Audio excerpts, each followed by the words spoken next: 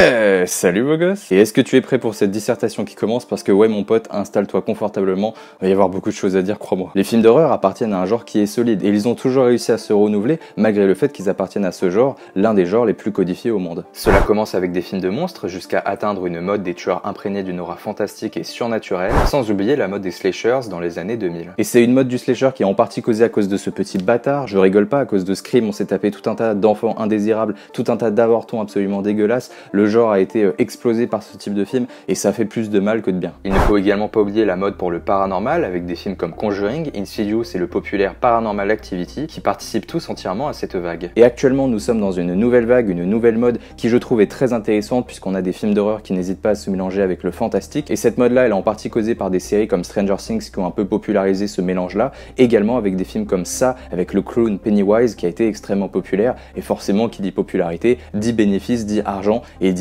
tout un tas de films qui vont s'inspirer de ce phénomène. Sans oublier des films plus sérieux et plus proches d'une vision d'auteur qui sont plus mis en avant par les fans, les critiques et par la magie d'internet. Ce sont des films qui jouissent d'une meilleure écriture et qui sont sans doute moins accessibles pour les masses. Et pourtant malgré mon côté extrêmement positif et malgré le fait que je suis en train de vous parler avec le sourire, avec la banane en bouche c'est un peu bizarre comme expression, eh bien je pense sincèrement que les films d'horreur vont devoir faire face à un gros problème qui est en train d'arriver et qui est peut-être même déjà présent, les plateformes de streaming. Alors je vous arrête directement si vous pensez que je suis un hippie réfractaire au progrès et que ça va être le discours de cette vidéo, c'est pas du tout le cas. L'un n'empêche pas l'autre. C'est pas parce que tu es abonné à Netflix, et d'ailleurs moi j'utilise Netflix ou des plateformes comme Amazon Prime, et c'est pas parce que j'utilise Netflix et Amazon Prime que je vais pas acheter des Blu-ray et des Blu-ray 4K, etc. Ce combat streaming physique, pour moi, il a pas vraiment de sens parce que je suis sûr qu'il y a tout un tas de collectionneurs qui regardent Netflix mais qui n'hésitent pas à aller acheter des Blu-ray. Et oui les gars, il faut l'admettre, l'un n'empêche pas l'autre. En revanche, ce qui me dérange avec ces plateformes de streaming, et je pense notamment à la plus imposante que représente Netflix, c'est notamment le fait qu'elles sont plutôt réticentes à sortir leurs œuvres en version Blu-ray, en version physique, en version 4K et tous les collectors qui vont avec. Et vous allez me dire à juste titre que c'est un problème qui est présent depuis longtemps et qu'on a eu le temps de s'y faire. Mais moi, j'étais pas vraiment préparé à cela parce que toutes les œuvres qui sortaient sur Netflix ou toutes sur ces plateformes-là qui sont aussi diversifiées qu'elles soient, eh bien j'étais pas vraiment confronté à ce problème auparavant.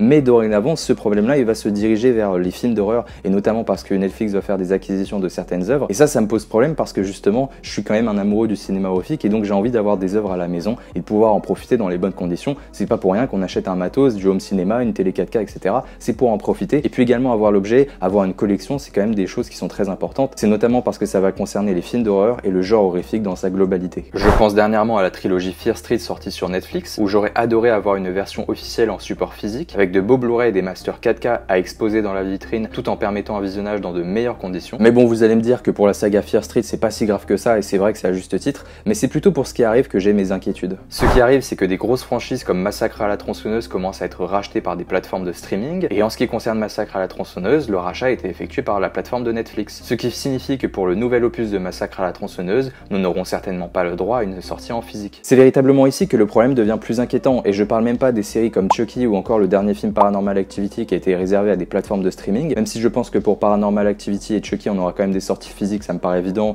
les plateformes sont un peu moins ambiguës par rapport à la sortie physique, même si encore une fois c'est plutôt cette incertitude qui est inquiétante et on n'a pas forcément envie d'être stressé par rapport à ça, je vais peut-être un peu loin mais on a quand même envie d'avoir ces sorties physiques, c'est là où je veux en venir, et j'ai toujours ce sentiment que ces plateformes ne sont pas assez claires sur ces sorties, ils pourraient même juste mettre un tweet pour nous assurer cela mais ils ne font jamais ce genre de choses. En revanche pour le cas de Massacre à la tronçonneuse, je pense qu'une sortie physique elle est vraiment pas évidente et je pense que ça n'arrivera jamais, tout simplement parce que Netflix a tout intérêt, et ça a toujours été dans leur politique, de conserver tout un tas d'œuvres exclusivement sur leur plateforme et donc de ne pas les sortir en version physique, tout simplement parce que c'est plus de bénéfices pour eux, les gens ils s'abonnent, ils regardent le film et puis ils passent à autre chose. Et ce type de plateforme comme Netflix, ils ont vraiment tout intérêt à développer et à acheter des exclusivités avec le genre horrifique. Tout simplement parce qu'une plateforme comme Netflix c'est vraiment présenté et c'est vraiment vendu aux yeux de ses abonnés comme une plateforme qui possède des films que tu n'as pas l'habitude de voir et que tu ne pourras pas voir à la télé. Et donc ça fait partie de la stratégie marketing, on est vraiment des mecs qui sont en BTS commerce, ça fait vraiment partie de la stratégie marketing de récupérer des œuvres qui sont un peu subversives, qui vont parfois loin, qui présentent du gore, du sexe, de la drogue et tout un tas d'autres éléments un peu subversifs. Massacre à la tronçonneuse, on sait que c'est une œuvre qui généralement est assez gore et qui ne fait pas dans la dentelle. Et d'avoir ces œuvres-là très particulières qui s'adressent à une population spécifique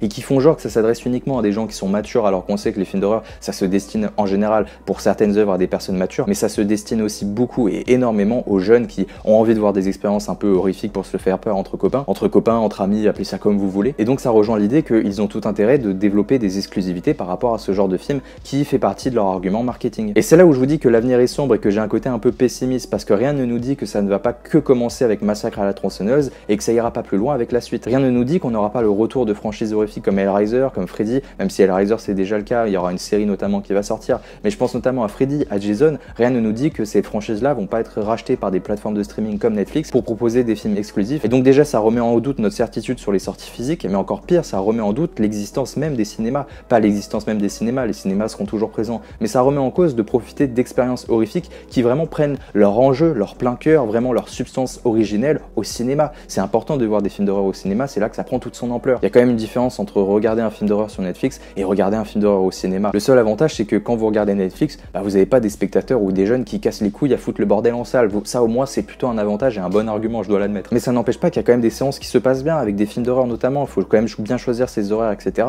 Mais à tout moment, quand vous regardez un film d'horreur au cinéma, il y a quand même une immersion qui est pas du tout la même. Et c'est là où vraiment la substance de l'horreur prend tout son sens pour le spectateur. C'est très important pour moi. Il faut vraiment comprendre que les films d'horreur, c'est tout bénéfique pour des plateformes comme Netflix parce que c'est des films qui en général ne coûtent pas si cher que ça. Et donc quand t'es producteur, quand t'es réalisateur et que t'as quelqu'un qui vient te tendre un chèque et que c'est une plateforme de streaming comme Netflix qui te dit qu'il te rembourse l'intégralité de ton budget plus tout un tas de dividendes qui vont arriver lorsque le film sera mis sur la plateforme de streaming, forcément c'est des films qui coûtent pas cher. Donc si ton Massacre à la tronçonneuse il coûte que 30 millions, Netflix aura aucune peine à te donner 30 millions et te dire que tu auras quelques bénéfices qui vont tomber par la suite en échange d'une simple exclusivité. Et en plus de ça, tu sais que c'est une plateforme qui est populaire, donc tu auras beaucoup de spectateurs, donc c'est tout bénéfique. Donc c'est pour ça aussi qu'il y a tout un tas de stratégies et de marketing qui entourent ces exclusivités au niveau du genre horrifique, encore une fois. Et donc oui, je critique en quelque sorte que ces plateformes enlèvent certaines expériences horrifiques au cinéma parce que c'est un genre qui personnellement prend tout son sens au cinéma. Mais ce que je critique véritablement, ce n'est pas ces plateformes de streaming. Je les utilise, on est beaucoup à les utiliser et je fais partie d'une génération aussi qui a un peu grandi avec ces éléments-là. Au fur et à mesure, je me suis vraiment habitué par rapport à cela. Ce qui me dérange le plus, c'est vraiment cette incertitude et c'est vraiment l'objectif de cette vidéo, cette incertitude des sorties physiques en version Blu-ray, en version 4K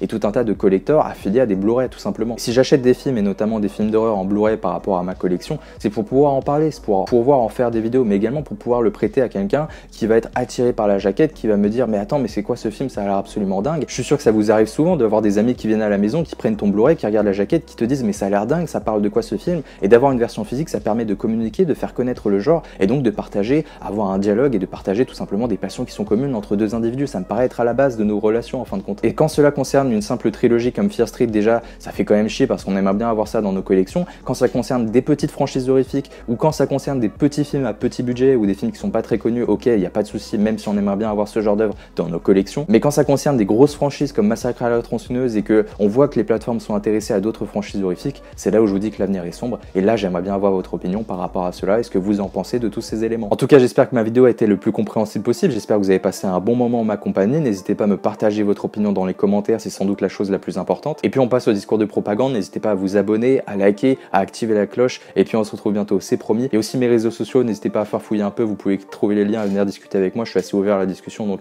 vraiment n'hésitez pas les gars. Et puis on se retrouve bientôt à la prochaine. Mouah, ciao bene les gars, prenez soin de vous.